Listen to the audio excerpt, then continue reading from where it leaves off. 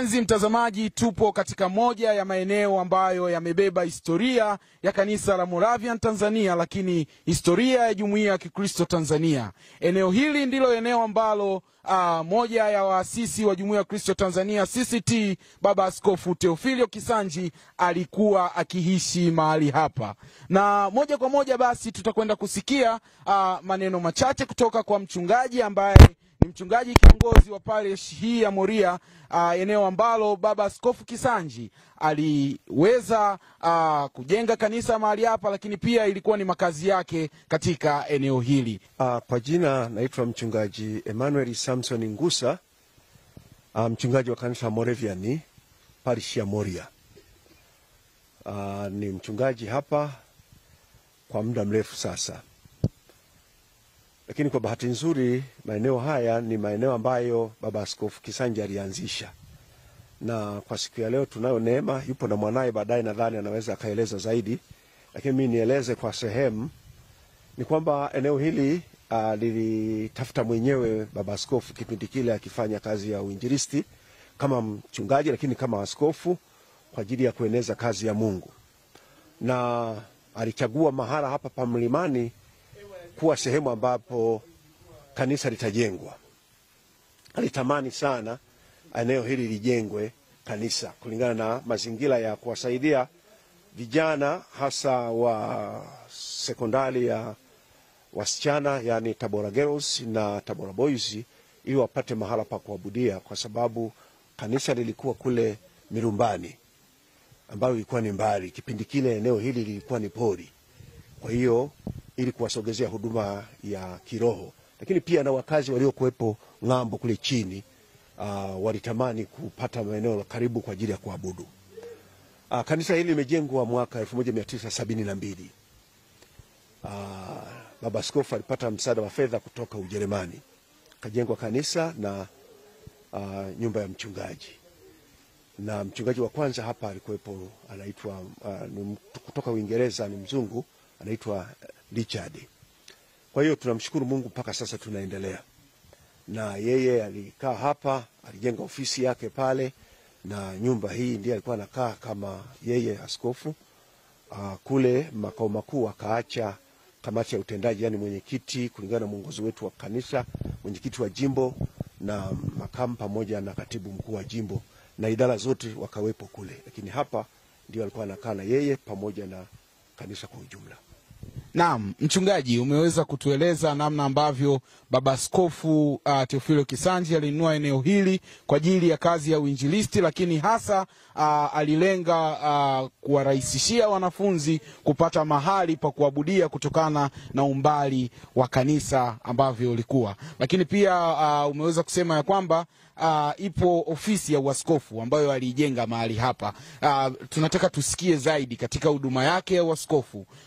Alitumia muda mwingi mahali hapa, ikiwa ni sehemu ya ofisi, lakini ikiwa ni sehemu ya makazi. Ni namna gani ambavyo alihusiana na jamii ya mazingira haya, lakini pia hasa katika huduma kama wachungaji, namna gani ambavyo alifanya huduma na wachungaji kwa ukaribu, lakini pia na kuendelea kujenga na parish nyingine katika maeneo mengine. Ya, ni kweli Baba Askofu Kisanji alikuwa ni mtu ambaye aliitwa kutumika na Mungu. Alikuwa ni mtu wa watu, alipenda watu. Wachungaji walikuwa wanakuja hapa kwenye ofisi yake kuzungumza nao, kushauriana kwa ajili ya kazi ya Mungu. Lakini pia kwa muda wa jioni alipenda kuwatembelea majirani, wananchi ambao wasio wa Kristo na walio wa Kristo, ili kuwapa habari za Yesu, lakini pia kujengana na kuimarishana na kushirikiana kama jamii, kama mwanajamii. Kwa hiyo alikuwa ni mtu kwa kweli aliipenda sana huduma yake. Ofisi yake kila wakati wachungaji walikuwepo hapa na watu wengine pia. Asante sana baba mchungaji kwa kutueleza machache juu ya kuanzishwa kwa parishi hii ya Moria ambayo imeanzishwa na Baba Askofu Kisanji aliyenunua eneo hili kubwa zaidi, na ni kwa ajili ya uinjilisti, lakini pia ni kwa ajili ya kuwasaidia wanafunzi wa shule ya sekondari ya wasichana Tabora na shule ya sekondari ya wavulana Tabora ambayo iko maeneo ya jirani hapa. Ndivyo ambavyo hata CCT mpaka leo tunaendelea na huduma ya kuwafikia wanafunzi mashuleni, huduma ambayo yeye mwenyewe Baba Askofu Kisanji aliona upo umuhimu na ipo haja ya kanisa kuwafikia wanafunzi katika shule za sekondari, lakini pia katika vyuo vya kati na vyuo vikuu. Tusiishie hapa, tutakwenda kusikia pia kutoka kwa mtoto wa hayati Baba Askofu Theophilio Kisanji. Atakwenda kutupa historia zaidi, lakini tutakwenda kuona pia mahali ambapo hayati Baba Askofu Kisanji amelala. Kama ulivyoweza kusema kwamba CCT imeanza kusikika baada ya uhuru, na katika historia ambazo tunasoma moja kwa moja tunaona wapo waasisi watatu wa CCT ambao wanatajwa, lakini katika waasisi hao Baba Askofu Theophilio Kisanji pia anatajwa kama ni muasisi wa Christian Council of Tanzania CCT, ambayo leo tunaiona na kuisikia. Sasa tunapenda tufahamu juu ya maisha ya Baba Askofu Theophilio Kisanji, kwa sababu Baba Askofu alikuwa ni baba. Ndio, alikuwa ni baba na ni baba. Kwa hiyo tunataka tufahamu maisha ya familia ambayo alikuwa, namna ambavyo alikuwa akiishi na ninyi nyumbani kama familia, lakini pia maisha yake ya huduma. Wewe ukiwa kama mtoto wake pia unaweza ukamuelezea vizuri maisha yake ya huduma, lakini pia na kazi ambazo alikuwa akizifanya za CCT, namna gani ambavyo alikuwa akishirikiana na maaskofu wengine hao ambao tunawasikia, wakina Baba Askofu Sepeku, lakini na wakina Baba Askofu Moshi, namna ambavyo walishirikiana, na kama waliwahi kufika hapa nyumbani kufanya vikao vya pamoja, pia utakwenda kutuelezea. Karibu sana. Utakuwa na bahati nzuri kidogo tu, kwa sababu wakati CCT imekuwa CCT kama ilivyo, nilikuwa kidogo na mimi na akili. Sikuwa mtoto. Ingawaje nilikuwa singili unafanya nini? Ila maaskofu wote wanasema mimi nafahamu. Walikuwa nakuja sana pale Mirumbani pale. Walikuwa nakuja sana pale, na siku zile bado vijana, lakini baadaye wakawa wazee. Kitu kimoja naweza kusema juu ya Askofu Kisanji ni hiki. Mimi ni baba yangu. Kwa sehemu ya ubaba nafahamu zaidi kuliko sehemu ya uchungaji wake. Unaelewa? Ila kitu kimoja lazima niseme. Yeye aliingia uchungaji baada ya vita kuu ya kwanza.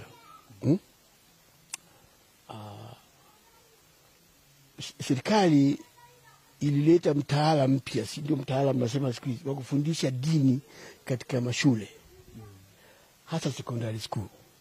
Na hapa mjini tulikuwa na secondary school moja tu ya Tabora Boys, na ingine ilikuwa pale ya Katoliki, ilikuwa ni St. Mary's,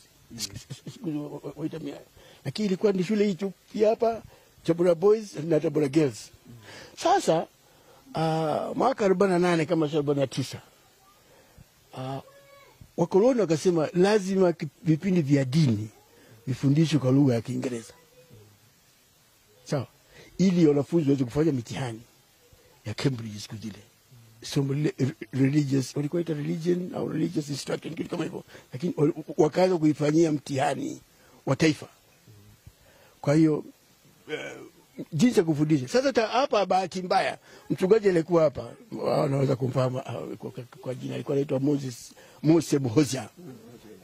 Mose Mhozia, mchungaji wa kwanza walimamisha kule pole, akaja akawa na mchungaji. Sasa bahati mbaya alikuwa Kiingereza kidogo hakiko sawa sawa. Sasa na Kisanji ambaye alikuwa mwalimu wajao mchungaji, alikuwa anafundisha kule Rungwe. Wakasema basi huyu aje afundishe dini hapa, lakini atafundisha dini kama mchungaji. Unaona? Unaona? Kwa hiyo walipomleta hapa, askofu hapa alikuwa Askofu Ibsen. Mzungu. Kama basi bwana, ingia uchungaji, sema mimi si kufundisha, lakini kama lazima ni mchungaji, mimi sisikii wito. Alikuwa na mwingine anaitwa Festo Naman, kama mnamfahamu. Alikuwa na mwingine Festo. Basi askofu akasema, wewe sasa utakuwa mchungaji, na wewe Festo Naman utakuwa mchungaji, mtakuwa wachungaji. Akawapa kozi fupi ya miezi 9. Yeye peke yake, hakwenda shule, hakwenda wapi. Yeye na mchungaji Festo Naman. Kwa mwaka 1950 akabarikiwa kuwa mchungaji, lakini maalum kwa kufundisha shule hii hapa ya Tabora Boys, ya Tabora Girls kwa Kiingereza. Huo ndio mwanzo sasa wa kufundisha dini kwa sekondari kwa kanisa la Moravian. Neno. Sasa huyo baadaye kenda polepole akambariki, akawa mwalimu, akajiendeleza mwenyewe hivi, asio kuendeleza, alikuwa anapandisha tu. Sababu alikuwa mwalimu, alikuwa mzuri sana kuzungumza na kuhubiri vile vile. Basi kadri siku zilivyokwenda, mwisho wake wakamfanya ndio mchungaji wa parishi ya Milumbani na vitongoji vyake. Ndio alipoingia sasa kwenye kazi ya uchungaji. Mengine anafuatia sasa ni ya kawaida. Sawa. Umeweza kutuambia kwamba aliingia kwenye kazi ya uchungaji mwishoni mwa miaka ya 40 na ndipo alibarikiwa kuwa mchungaji na akawa mchungaji. Je, unaweza kukumbuka ni mwaka gani hasa alibarikiwa kuwa askofu wa eneo hili? Alibarikiwa kuwa mchungaji ndani mwaka 50. Alikuwa askofu ilikuwa mwaka 66. Okay. Novemba. Novemba na mwaka 66. 1966. Novemba. Tarehe sikumbuki, lakini ipo tu waziao naifahamu na 66. Na alibarikiwa pale kanisa la Milumbani. Sawa. Umeweza kutuambia pia ulikuwa ukiwaona baadhi ya maaskofu ambao ni moja ya waasisi wa CCT wakiwa wakija na kufanya vikao pale Milumbani, na walikuwa wakija mara kwa mara, na ulikuwa kijana by the way. Unaweza kukumbuka namna ambavyo walikuwa wakija, labda ni vitu gani hasa walikuwa wakipendelea kuzungumza na maisha yao kwa ujumla? Je, umoja wao ulikuwaje? Kwa kuwaona kwa sisi semeji perception kujua watu si walikuwa unajua walikuwa wasomi sana watu, lakini walikuwa wanapendana sana. Sio watu watatu, lakini kwa jumla wote tu wachungaji ukikaa wakina mzee Kiwanda, ukiona ukisema ndugu walikuwa wanapendana sana. Sisi walikuwa wachache sio mmoja, lakini hawa watu sisi tunafahamu sababu walikuwa ni wanapendana. Akija mara moja na siku nyingine atakuja, na siku nyingine atakuja, mwisho mnamzoea tu.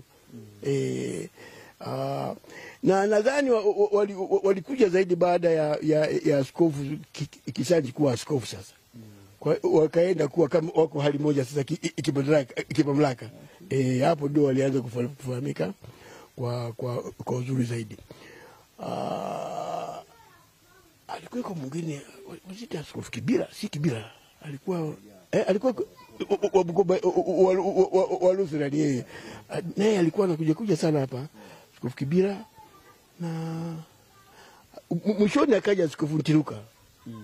Huyu ni wajuzi kwa juzi, kwa maana miaka ya karibuni amestaafu siku hizi, ameshastaafu tuseme muda mrefu. Sasa hao kwa umoja wao vile walivyokuwa, walikuwa watu wa karibu sana. Sisi yani kama wajui utadhani ndugu, walipokuwa wanachukuliana, lakini kazi walikuwa wanafanya mimi sijui, silikuwa mtoto bwana. Yani si usiki tu kabisa. Ila of course wakija ndani unapeleka maji ya kunywa nini wala chakula unakula nao, unakuwa na adabu nyingi sana na kujifurugusha mikono sana. Ni watu ambao walikuwa na umoja kweli kweli. Na kwa umoja unaona kwa nje tu. Utashangaa miaka ile kulikuwa na askofu mmoja anaitwa Askofu Miayo. Wa Katoliki. Utashangaa walikuwa wanapatana naye sasa. Si kwa nini, lakini ile genge ulikuwa unaona wote tu pamoja, ingaje mmoja wao alikuwa ni Mkatoliki. Alikuja kuwa askofu mkuu exactly. Sasa ile genge ilikuwa tu mmoja wao tembeleana, wanakuja pamoja. Siku zile anyway ilikuwa hamna magari na ndege kama siku hizi, lakini unaona wanakuja na gari labda moja, au wanakuja kwa train, unaenda kuwapokea. Na bahati mbaya tulikuwa tuna hostel kwa na nyumbani. Hiyo siku mnakisha mnalala chini. Sawa. Ile nyumba mzee utasha ile nyumba pale siku hizi ndio naiona ndogo. Lakini iko unashangaa. Wanakuja wageni wawili watatu lala tu mle ndani. Na msikii. Kwa hiyo walikuwa na hoteli zilikuwa nyingi sana siku zile. Zilikuwa nyingi sana. Na kanisa hili la Anglikana palikuwa bado dogo, ilikuwa ni St. Stephen tu. Na kanyumba kapigazi kadogo pale nyuma. Walutheri hakuwepo kabisa. Mara nyingi walikuwa wakija wale wazee, utaona wanakwenda wanafanya tour. Wataenda Ichemba, wataenda Sikonge, makanisa bwana, watatembea tu. Mmoja atakwenda huko, mmoja atakwenda huko, mmoja atakwenda huko. Mkimaliza wanaondoka. Kumbe kubadilishana kwa watumishi wa Mungu kulikuwepo tangia zamani, na tunaona hata sasa tunapoelekea kuadhimisha CCT Day, basi kumbe wachungaji ni vizuri wakabadilishana kama waanzilishi na waasisi wa CCT walivyokuwa wakifanya. Huyu mzee alifariki, aliugua muda mrefu sana, lakini muda mrefu ulichukua kwa sababu tu ya teknolojia ya miaka ile, hawakugundua haraka kwamba alikuwa na kisukari. Naona alikuwa diabetic. Sasa walikuja kugundua ilipofika mwishoni kabisa, wakagundua kwamba na kisukari, lakini ikifika ile stage ya mwisho alikuwa anatibiwa hospitali ya kwetu pale Sikonge muda mrefu sana, kama miaka 4, 5, 6 hivi kila siku, lakini walikuwa hajui nini anaumwa. Walipogundua akapelekwa kutibiwa. Mara nyingi alikwenda kule, lakini alikwenda kutibiwa kule hospitali ya KCMC. Nadhani siku hiyo ilikuwa bado haijataifishwa kwa ya kiserikali, ilikuwa bado ya Kiloseri. Kwa alikwenda kule KCMC. Hata kule KCMC sababu ya umbali wake alitunzwa na maaskofu wa Kiluteri wa kule wa jimbo la Kaskazini, sijui ilikuwa inaitwa Diocese ya Kaskazini, wakina Moshi, wakina Kweka, wale ndio walimtunza. Kila kienda tulikuwa tunakwenda, mimi nilikuwa namuendesha kwenye gari siku zile mpaka kule, lakini alitunzwa na maaskofu, au tuseme alitunzwa na kanisa la Kiluteri siku zake zile za mwisho. Na bahati nzuri kama kina Kweka na walikuwa wanafahamu, walikuwa wanakuja walikuwa wanamchukua kama mwenzao tu. Na mara nyingi alikuwa yani kabla hajamlaza kwa mara mwisho alikuwa anafikia pale Uhuru Hostel. Unafahamu? Uhuru Hostel pale Moshi. Alikuwa anakaa pale. Walikuwa zamani wanakaa chumba maalum kwa maaskofu. Kwa hiyo alipata huduma ya kutibiwa, ya kuangaliwa akiwa mgonjwa na kanisa la Kiluteri kule Moshi. Ndio kitu. Lakini vile vile hata alipofariki waliomzika walikuwa vile vile wa umoja wa CCT. Alikuja Moshi, nadhani alikuwa Moshi au Kweka si nani, lakini Moshi ndio aliendesha ibada ya mazishi. Of course na askofu Kaingine akiwa askofu alikuwa wakati alikuwa anaongoza kanisa letu hapa. Naona kwa hiyo alituzwa kwa magonjwa na wazie wa CCT. Na kazikwa na wenzio wa CCT wote, unaelewa. Inadhani ndio kitu ambacho mngefurahi kabisa mkisikia hicho. Kwa hiyo kwa maana wengine alikuwa ana msimamo wake hivi wa madhehebu yake, lakini alikuwa haendi pembeni na wenzio. Hiyo kitu naikumbuka mpaka leo, hicho nitaka nieleza. Lakini la sivyo kuzika kwake hapa hakukuwa rasmi. Acha niseme yeye mwenyewe ndo alitaka. Ingaje siku hizi sasa kesi yetu ina mahali maalum pa kuzika maaskofu hapa, lakini kuzika kwake hapa alipachagua mwenyewe. Hata kijiji hiki unakiona yeye mwenyewe ndiye alichagua hapa. Sasa alikianzisha hapa miaka 10 nyuma yake, baada ya miaka 10 baadaye akafariki. Sasa hapa ilikuwa pori tu, ilikuwa pori. Nikisema pori maana yake pori, ilikuwa kuna nyumba kabisa paka kule chini kwenye msitu, ilikuwa pori kabisa, hamna nothing. Iko shule moja hapa chini hapa, siku hiyo unaita kazi ile ilikuwa ni shule ya msingi. Kila siku ilikuwa hamna kitu. Ndio akaleta hapa na kijiji hiki kaanzishwa. Aliacha nyumba hii, hakuacha nyumba hii. Sasa hata ile nyumba mwisho akuacha. Aliacha hii, ile na ile. Basi na kanisa. Hii kaburi ya mkewe anaitwa Mama Perpetua Kisanyi, Mama Perpetua Andrea Kisanyi, mkewe. Na huyu mama alibahatika kupata watoto 12, 13, 12. Wa kiume 7, wa kike wa kiume 8, wa kike 4. Lakini kwa sasa tunazungumza wote hawapo, wabaki 3 tu hapa Tabora na mmoja kwa Dar es Salaam. Ila anajikulu kuki. Anajikulu wengi sana. Ndio wazidi 40 sasa. Sababu watu wake walizaa sasa. Walipata walioa kaza. Kila siku kwa mama na mume waizaa watoto 12 tu. Ningesema jambo jingine, Askofu Kisanji kama alivyoacha mpaka hadi leo, alikuwa anapendelea sana Wakristo wake wajitegemee.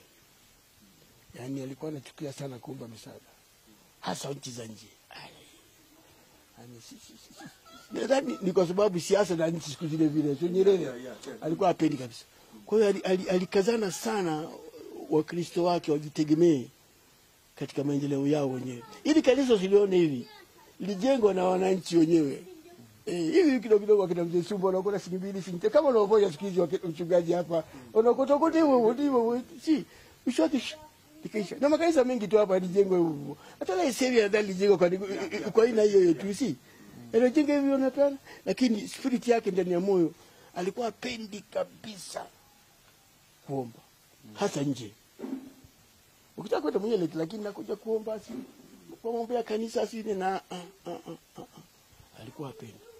Lakini kingine alipenda sana kusomesha wachungaji wake.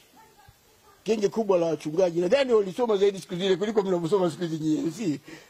Walisoma sana yani shika shule ndio mwanzo. Exactly, inawezekana si. Kwa utaona kile chuo cha Chunya baada ya kuwa mjikuamua kutoka vile vyuo vya Kinampanda na wapi wakaanzisha chuo pale Chunya na wakaanzisha chuo cha Mbeya Mzego wakapeleka Mbeya exactly ambayo sasa ndio chuo kikuu. Lakini ilikuwa ni msukumo wake kutaka hasa wachungaji wasome. Na kweli mimi na hakika lisi waliosoma miaka ile kulinganisha kwa wingi tuliosoma walisoma sana siku zile sana. Hata mama wachungaji ndio watafungulia pale Morogoro. Exactly ile St. Christian Morogoro Women's Center. Morogoro Women's alimpa kwa sababu ya heshima yake. Lakini yote vile ilikuwa juhudi yake. Kuna kitu atupendi kusoma hata ufundi vile alikuwa anapenda. Tulikuwa na ufundi kule Usoke, ukaja ufundi Sikonge, ukaita ufundi Veta hapa sikaisha hapa tujui. Lakini alikuwa anapenda sana push. Ingawaje kwa sehemu kubwa nadhani ilikuwa tu zile zile za enzi ya Nyerere. Sababu alikuwa anasukuma kujitegemea. Moto wa siasa wa kujitegemea. Exactly. Ulikuja kuhamia mpaka kanisani. Mpaka kanisani. Naam, mpenzi mtazamaji, tumeweza kusikia mengi ambayo hatukuwa tunayafahamu juu ya hayati Baba Askofu Theophilio Kisanji ambaye ni muasisi pia wa Jumuiya ya Kristo Tanzania CCT. Ni mtu ambaye alipenda umoja, na tunapoelekea katika maadhimisho ya CCT Day tunaendelea kuhimiza umoja katika makanisa yetu, lakini umoja katika jumuiya yetu kwa ujumla.